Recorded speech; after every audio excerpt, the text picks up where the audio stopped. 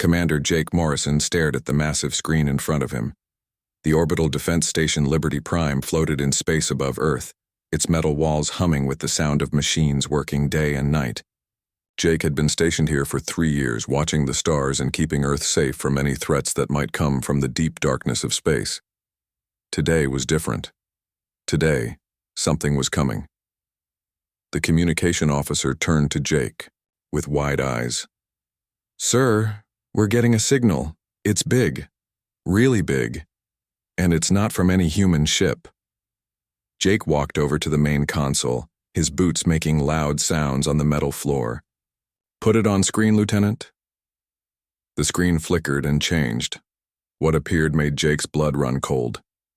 A huge alien face filled the display. The creature looked like a giant lizard that had learned to walk on 2 legs. Its skin was dark green, with scales that caught the light from the station's overhead lamps. Yellow eyes stared directly at Jake, and when it opened its mouth, rows of sharp teeth became visible. "I am Ambassador Zexathera of the Galactic Hegemony Council," the alien said. Its voice was deep and filled with the kind of authority that expected to be obeyed without question. "I speak for the rulers of this galaxy. You will listen to what I have to say." Jake felt his hands make fists at his sides, but he kept his voice calm. "This is Commander Morrison of Earth Defense. We're listening." The alien's yellow eyes seemed to look right through the screen at Jake. "Your species has become a problem. You humans expand too fast. You build too much. You create technologies that threaten the order we have kept for thousands of years. The Council has decided this cannot continue." "What exactly are you saying?" Jake asked, though he had a terrible feeling he already knew. "Earth will surrender complete control to the hegemony within 30 of your days. You will stop all space travel beyond your moon. You will destroy your weapons. You will accept hegemony governors to rule your world. If you refuse, we will destroy every human in this star system." The bridge became very quiet. Jake could hear his own heart beating in his chest. Around him, his crew stared at the screen in shock. Some of them had families on Earth below. All of them had just heard their home world threatened with complete destruction. "And if we agree to your demands?" Jake asked. The alien showed its teeth in what might have been a smile. "Then you will live as servants. Your people will work for the hegemony. Your children will be taught to obey. Your world will provide resources for the greater good of the galaxy. It is a fair offer." Jake thought about his daughter Lucy, who was only 8 years old and lived with her mother in New York. He thought about the billions of people on Earth who had no idea this conversation was happening.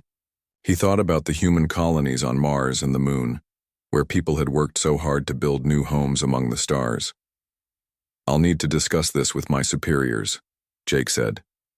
"You have 30 days, the alien repeated. "Not 1 day more. If Earth has not surrendered by then, our fleet will turn your planet into dust. This conversation is over." The screen went black. Jake stood in the silence for a long moment.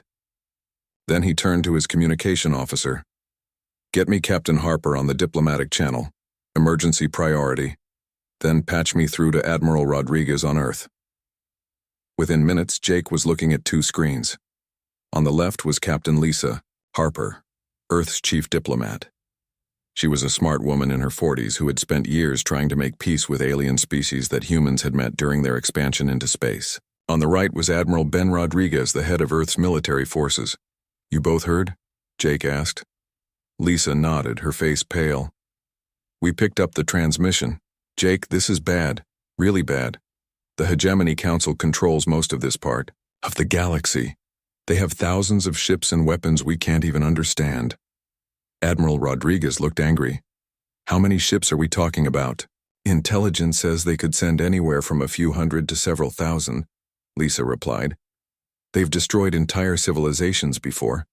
Species that refused to join their empire just disappeared from the galaxy." Jake felt sick to his stomach. "So what do we do? Do we surrender?" Admiral Rodriguez slammed his fist on his desk. "We don't surrender. We've never surrendered to anyone, and we're not starting now." "Ben, be realistic," Lisa said. "We're talking about the survival of our entire species. Maybe we can negotiate." Maybe we can find some middle ground." "There is no middle ground," Admiral Rodriguez replied. "You heard that thing. They want us to be slaves. They want to take away everything that makes us human. Our freedom, our right to explore, our right to choose our own leaders. I'd rather die fighting than live on my knees." Jake thought about this. "What are our chances if we fight?" Lisa shook her head. "Not good. They have technology that's centuries ahead of ours. Their ships are bigger, their weapons are stronger, their shields are better. We might be able to hurt them, but we can't win a straight fight." "Then we don't fight a straight fight," Admiral Rodriguez said. "We fight dirty, we fight smart.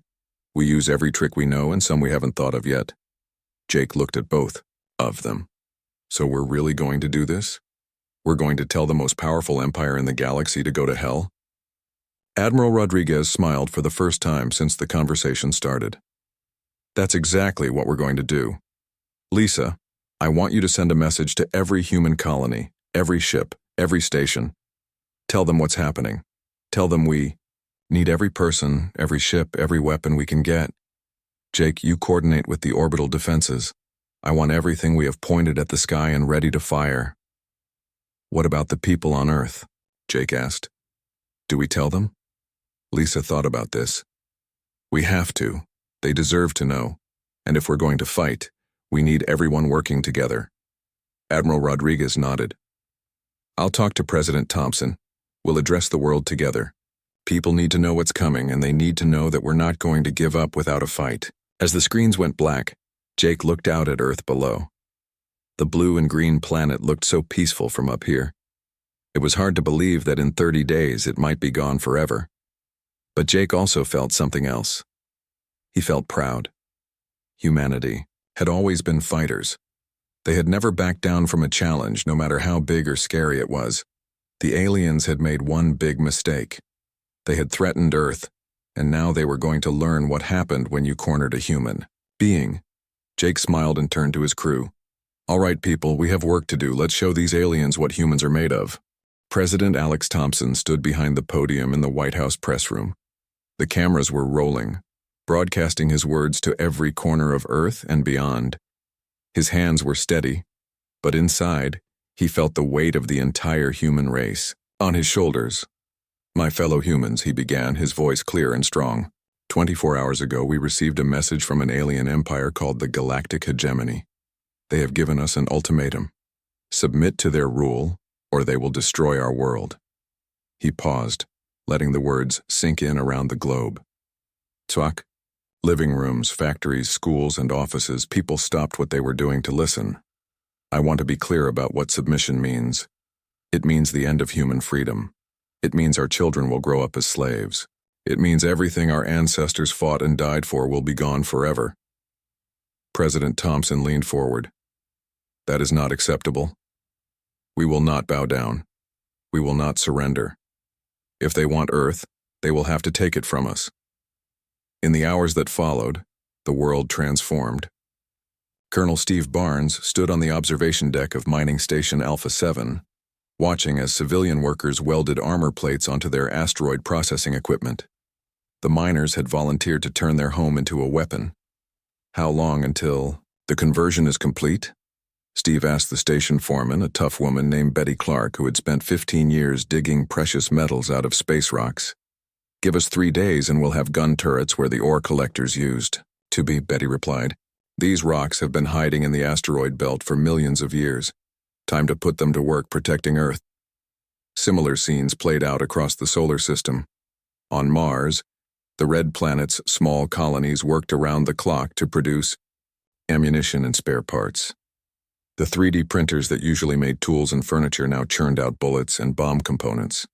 Children too young to fight helped by sorting materials and carrying supplies.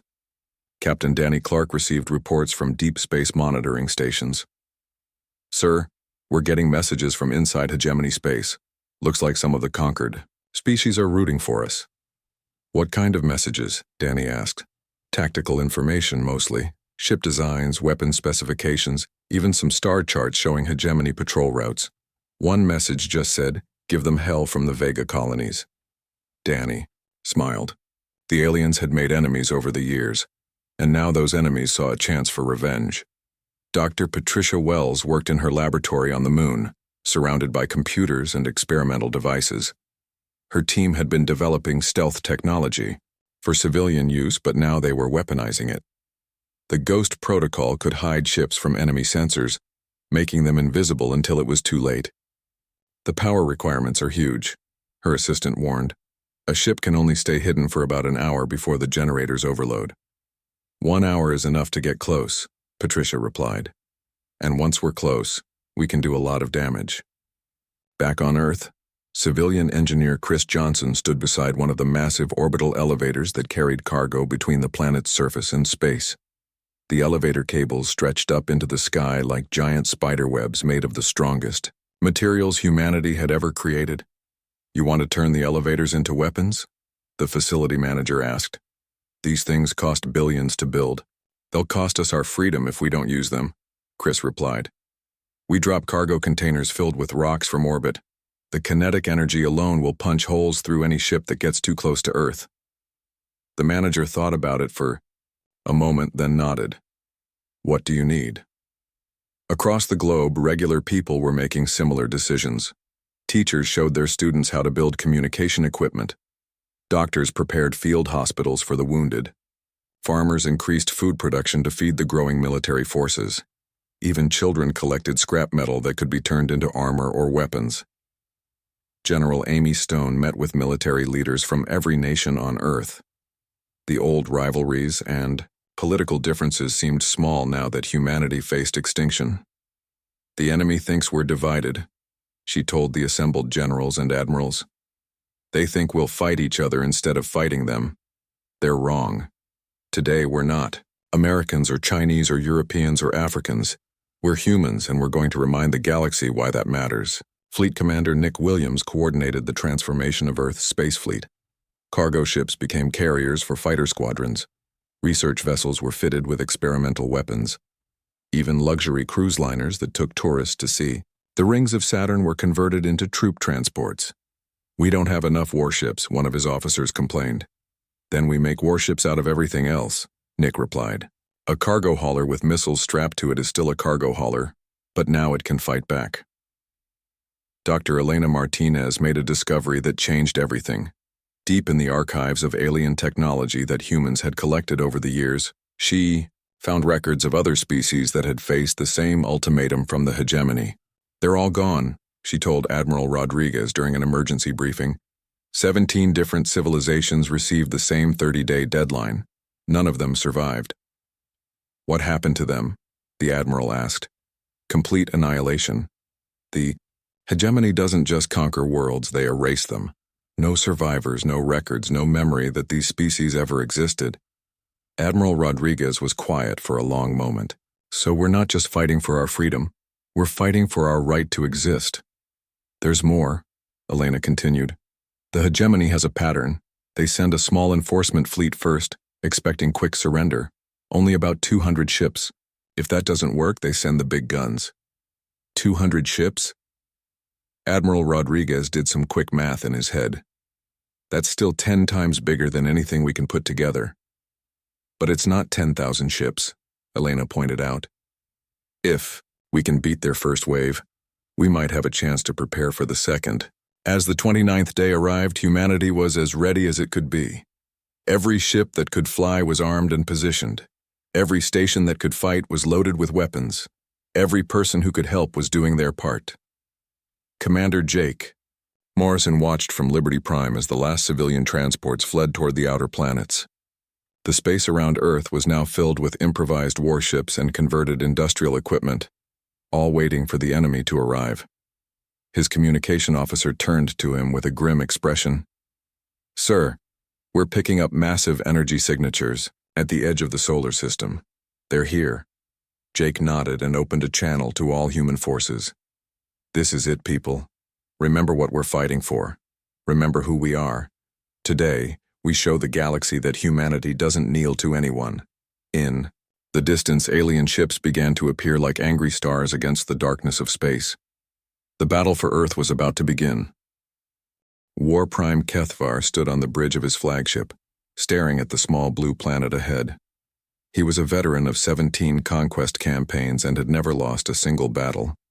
His dark purple skin bore the ritual scars of a hegemony warrior, and his forearms moved with the precision of someone who had spent centuries perfecting the art of war. "Pathetic," he said to his second-in-command. "Look at their primitive defenses.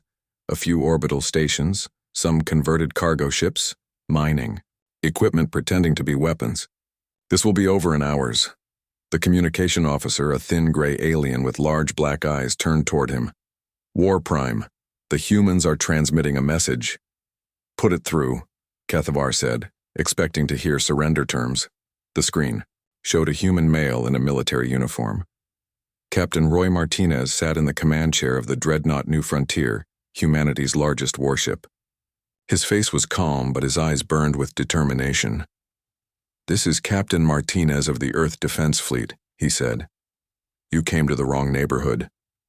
Kethavar laughed, a sound like grinding metal. "Human, you face the might of the hegemony, enforcement fleet, 200 ships with firepower that could crack planets. Surrender now and your death will be quick." Roy smiled. "Counteroffer. Turn around and leave and we'll let you keep your ships." The alien commander's laughter stopped. "You dare mock me? Begin the attack. Destroy them all." The hegemony fleet moved forward in perfect formation. Each ship was 3 times larger than the biggest human vessel, with armor that could withstand, nuclear weapons and shields that bent light around them. They had conquered worlds with much stronger defenses than this. They flew straight into the asteroid belt, expecting to sweep aside the human resistance in minutes. That was their first mistake. Betty Clark sat in the control room of Mining Station Alpha 7, watching the enemy ships approach on her screens. Around her, former miners operated weapons that had been drilling tools just days before. She waited until the alien fleet was deep in the asteroid field, then pressed a single button. "Welcome to our minefield," she said. Explosions erupted throughout the asteroid belt. What the aliens had thought were random space rocks were actually carefully placed bombs. Mining charges that could split mountains apart now tore into the sides of hegemony warships. The perfect formation collapsed as ships tried to avoid the blasts, only to fly into more hidden explosives. "Impossible!" Kethavar roared as his fleet status board lit up with damage reports. "How did they mine an entire asteroid field without us detecting it?" His tactical officer, an insect-like creature with too many eyes, clicked its mandibles nervously. "War Prime, they used their industrial equipment. To our sensors, it looked like normal mining operations." Commander Grace Thompson led her squadron of human fighters through the chaos. Her ship, Eagle 7, was tiny compared to the alien interceptors, hunting her, but it moved like lightning through the asteroid field. Behind her, 24 other pilots followed her lead, weaving between rocks and explosions. "Remember your training," she told her pilots over the radio. "These aliens fight. By the book, we don't have a book, use that." The hegemony interceptors were faster and stronger, but they flew in predictable patterns. Grace led her fighters in a spiraling dive that no military academy would teach. The alien pilots tried to follow, but the irregular movement confused their targeting systems. Grace's wingman, Lieutenant Pete Davis, fired a spread of missiles at an enemy fighter. The alien pilot dodged exactly as his training said he should, straight into the path of Grace's guns. The interceptor exploded in a ball of blue fire. "That's one," Grace said. 23 to go. Dr. Kevin Foster watched from his research station as his gravitational manipulation devices came online. The technology was meant to help move asteroids for mining, but Kevin had found a new use for it. He targeted the largest hegemony ship and activated the gravity beam. The alien dreadnought suddenly found itself pulled toward a cluster of asteroids. Its pilot tried to compensate, firing thrusters at full power, but the gravity field was too strong. The massive ship slammed into a mountain-sized rock and split in half. "Physics doesn't care about your shields," Kevin said to himself. War Prime. Kethavar felt his confidence cracking as more ships fell to human tactics he had never seen before. How are they coordinating these attacks? Their communications should be limited to light speed. His science officer, a floating jellyfish-like being, pulsed with confused colors. "War Prime, They appear to be using quantum entanglement for instant communication. The technology should be impossible with their primitive science. Nothing is impossible, Kethvar snapped. We are the hegemony. We rule the galaxy. Lieutenant Sarah Barnes received the activation code from Earth Command. The Ghost protocol was ready. She looked around at the human fleet, battered but still, fighting, and spoke into her radio. All ships, this is Command. Ghost protocol is active in 3, 2, 1 now. To hegemony sensors, the entire human fleet vanished. One moment they were there, the next they were gone as if they had never existed. Alien gunners found themselves firing at empty space while their targeting computers showed no contacts at all. Where did they go? Kethvar demanded. Ships cannot simply disappear. His answer came in the form of missile impacts across his hull. The human fleet had not disappeared, they had just become invisible. Now they moved through the hegemony formation like ghosts, striking without warning and vanishing again before return fire could reach them. Captain Roy Martinez brought the new frontier alongside Kethvar's flagship. The alien ship was 20 times larger, but size meant nothing when the enemy could not see you coming. Roy targeted the ship's main reactor and fired everything he had. For Earth, he said as his missiles found their target. The hegemony flagship shuddered under the impact. Emergency alarms screamed through its corridors as fires broke out on 17 decks. Kethvar was thrown to the floor as his ship began to die around him. Impossible, he whispered. We are the masters of the galaxy. We cannot be defeated by primitives. His communication officer was trying to send a distress signal when Roy's voice came through the speakers. War Prime Kethvar, this is Captain Martinez. Your fleet is destroyed. Your flagship is dying. Do you want to surrender or do you want to join your ships? Kethvar looked around his ruined bridge. Half his crew was dead. His weapons were offline. His shields were failing. In 30 years of conquest, he had never imagined this moment. How? He whispered. We fight for our home, Roy replied. You fight for an empire. That makes all the difference. Kethvar activated his emergency beacon with one of his remaining arms. Hegemony Command. This is War Prime Kethvar. The enforcement. Fleet is destroyed. The humans, they fight like nothing we have ever encountered. They do not follow proper tactics. They adapt in real time. They use weapons we do not understand. His voice grew weaker as his ship continued to break apart. Send the Grand Armada. Send everything. These creatures are more dangerous than we thought. The transmission cut off as the flagship's reactor finally exploded, taking War Prime Kethvar and his dreams of easy conquest with it. In the silence that followed, Captain Roy Martinez looked at the wreckage of the hegemony fleet floating among the asteroids. 200 alien ships had been reduced to scrap metal and debris. The human fleet had won the first battle, but everyone knew this was just the beginning. All ships, this is Martinez, he broadcast. Phase 1 is complete, but they'll be back with more ships and better preparation. We need to get ready for the real fight. Commander Jake Morrison watched the victory from Liberty Prime, but he felt no joy. They had won this battle through surprise and clever tactics, but the hegemony had thousands more ships. The next wave would not underestimate humanity. Sir, his communication officer said, we're getting reports from the outer colonies. Long-range sensors are picking up massive fleet movements in hegemony space. It looks like they're mobilizing everything they have. Jake nodded grimly. Then we better make sure we're ready for them. The first battle was over, but the real war was just beginning. Supreme Chancellor Vexthal stood in the council chamber, his scaled hands gripping the edges of the command podium.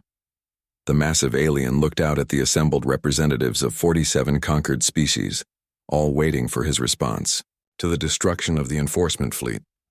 The humans destroyed 200 ships, he said, his voice echoing through the chamber. 200 of our finest vessels gone. War Prime Kethvar, a commander who had never known defeat, died with his flagship. Murmurs rippled through the assembled aliens. Some species had been under hegemony rule for thousands of years and had never seen such a defeat. This cannot be allowed. Vexthal continued. The Grand Armada will be assembled. 5,000 ships, every available vessel from across our empire. We will end this human problem once and forever. But Admiral Ben Rodriguez had no intention of waiting for 5,000 ships to arrive at Earth. He stood in the war room deep beneath the Pentagon, surrounded by holographic displays showing star charts and fleet positions throughout the galaxy. "We can't win a defensive war," he told his assembled commanders. "They have too many ships, too many resources. Our only chance is to hit them before they can organize." General Amy Stone looked at the star charts with concern. "Sir, we're talking about attacking alien worlds light years from Earth. We've never sent ships that far from home." "Then it's time we started," Ben replied. "The enemy thinks we'll sit here and wait for them to come to us. They're wrong. We're going to take this fight to their front door."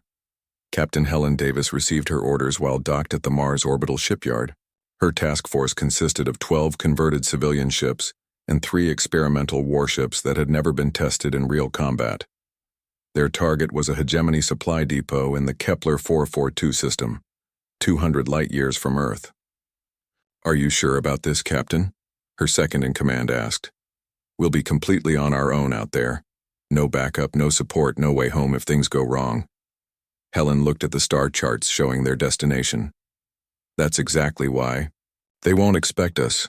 Load up with everything we can carry. Food, ammunition, fuel, spare parts. We're going to make some noise." Engineer Tony Wilson worked day and night in his laboratory, perfecting the quantum communication network that had given humanity such an advantage in the asteroid belt battle. The technology allowed instant communication across any distance, something the aliens still could not understand or counter. "How many ships can the network support?" Admiral Rodriguez asked during a briefing. "Theoretically, unlimited," Tony replied. "As long as each ship has a quantum transmitter, they can all stay in perfect contact no matter where they are in the galaxy." "Good. We're going to need it." Dr. Rachel Martinez led a team of scientists in studying the alien prisoners captured during the first battle. They had learned that the hegemony's rigid command structure was also its greatest weakness. "They can't function without orders from above," she explained to military intelligence officers. "Cut off the head and the body stops working. Every alien species in their empire follows the same pattern. Hierarchy, obedience, no individual thinking." "So, what happens if we disrupt their command structure?"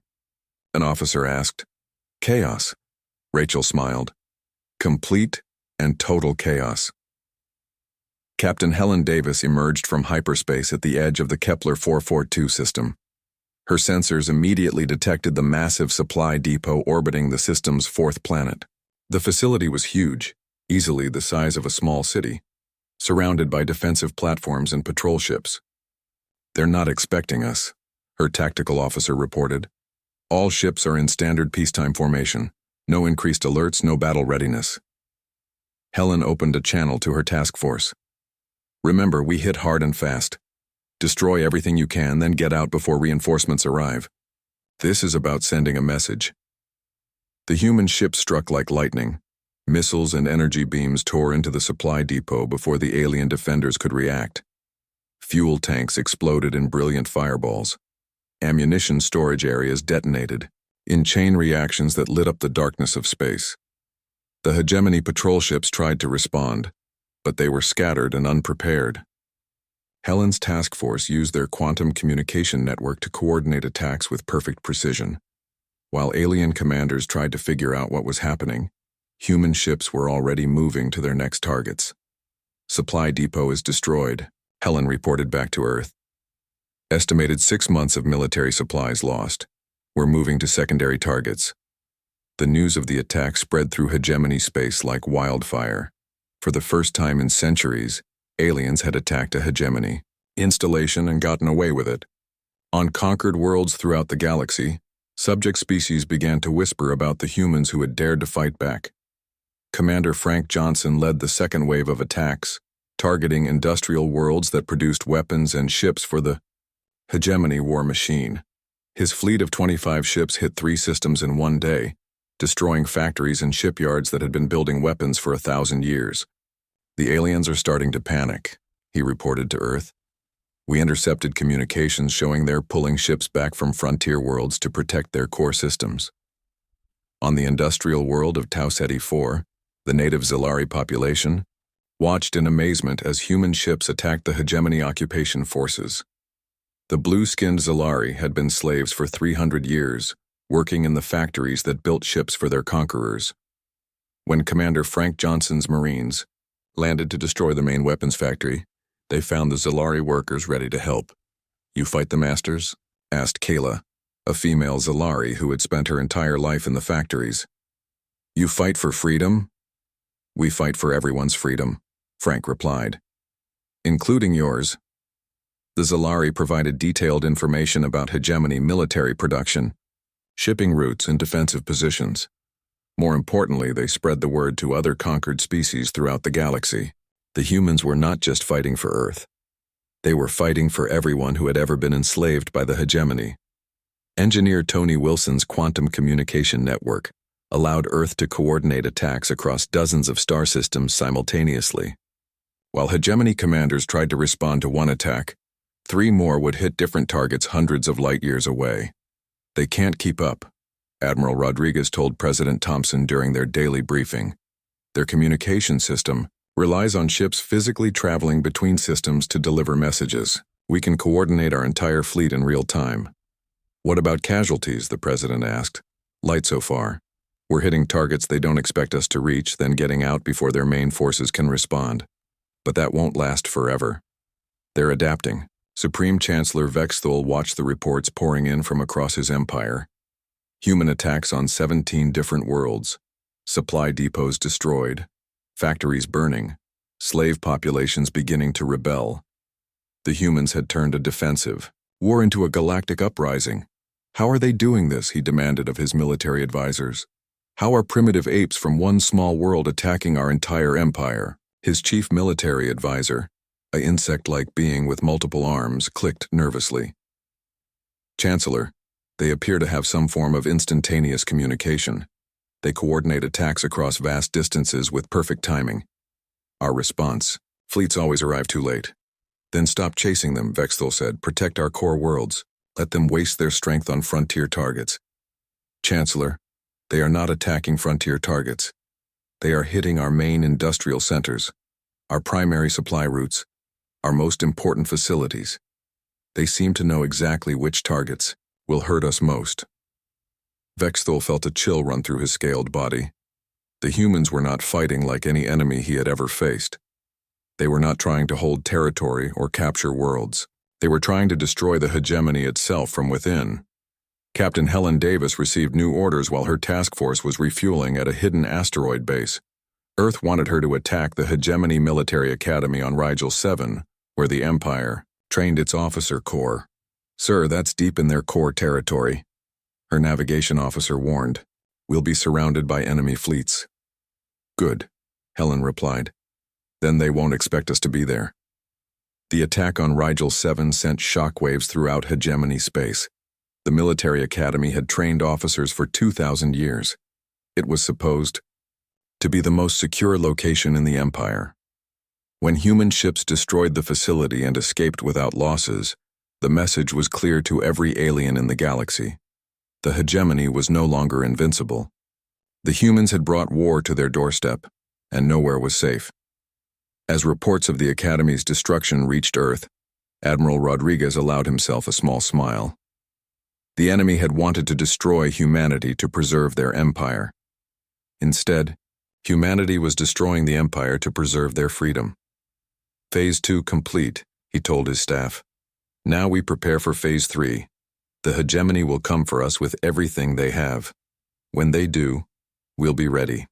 6 months after the first alien ultimatum, President Alex Thompson stood aboard the mobile command ship Enterprise, watching through the viewport as liberated worlds celebrated their freedom. The ship that had once been a luxury cruise liner was now the heart of humanity's galactic campaign. "Sir, we're receiving another transmission from Supreme Chancellor Vexthul," his communication officer reported. "Put him through," Alex said, straightening his jacket. This would be the 3rd time the alien leader had tried to contact Earth in the past week. The screen flickered to life, showing the massive reptilian alien who had once ruled half the galaxy. Vexthul looked older now, his scales dulled and his yellow eyes tired. Behind him, his command center showed signs of damage and hasty repairs. President Thompson, Vexthul began, his voice no longer carrying the authority it once had. I come to you with an offer of peace. Alex crossed his arms. I'm listening. The Hegemony Council is prepared to offer humanity full membership. You would have voting rights, equal representation, access to all our technology. Your species would become partners in ruling the galaxy. Alex was quiet for a long moment, then shook his head. You still don't understand, do you? We didn't fight for a seat at your table. We fought to destroy the table. Captain Laura Green stood on the bridge of the destroyer Freedom's Call, watching, as the last Hegemony troops evacuated from Proxima 7. The planet below had been a slave world for 400 years, its native population forced to mine radioactive crystals for the alien empire. Captain, the Hegemony commander is requesting safe passage for his remaining ships, her tactical officer reported. Laura opened a channel to the alien fleet. This is Captain Green of the Earth Liberation Fleet. You have 1 hour to clear this system. Any ship remaining after that will be destroyed. You cannot do this, the alien commander protested. We have surrender protocols, rules of engagement, proper procedures for... Laura cut him off. Your empire is over. Your rules don't apply anymore. 59 minutes and counting. The alien ships departed within 30 minutes. Dr. Charles Anderson worked from his laboratory aboard the research vessel Discovery, broadcasting human ideas across the galaxy. His cultural warfare division had been spreading concepts that the rigid alien minds found impossible to counter. Democracy, individual rights, freedom of speech, equality between species, he explained to President Thompson during their weekly briefing. These ideas are like viruses to the hegemony mindset. Once they take hold, they spread on their own. How many worlds are in active rebellion now? Alex asked. 43 confirmed, with reports of unrest on dozens more. The Zilari have declared independence and are helping liberate other worlds. The vegan colonies have formed their own government. Even some of the core hegemony species are questioning the old system. Admiral Ben Rodriguez stood in the command center of the newest human ship, the dreadnought Liberty's Hammer. Around him, holographic displays showed the collapse of hegemony authority throughout the galaxy. Their Grand Armada never made it to Earth, he reported to the Joint Chiefs. Half the ships deserted to join local rebellions. The other half are scattered across 50 systems trying to put down uprisings. They no longer have the strength to threaten anyone. General Amy Stone reviewed intelligence reports from deep inside former hegemony space. Sir, we're getting confirmation that the Council of Species is fracturing. 3 major member races have withdrawn from the alliance. The rest are demanding reforms that Vexthul can't provide. What kind of reforms? Ben asked. Democratic representation, equal rights for subject species, an end to the slave labor system. Basically, they want everything that makes the hegemony what it is to change. Admiral Stone looked at the star charts showing human forces spread across dozens of systems. Sir, we have a decision to make. Do we press the attack and destroy what's left of their government, or do we try to build something better?